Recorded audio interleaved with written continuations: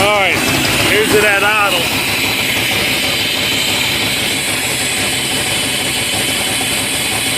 15 pounds in it.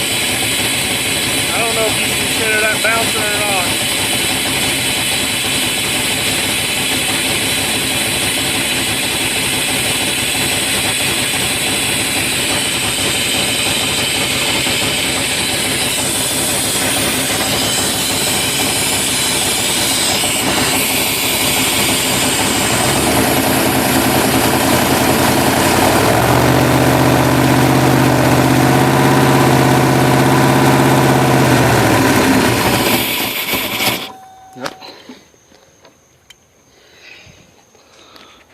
What do you guys think?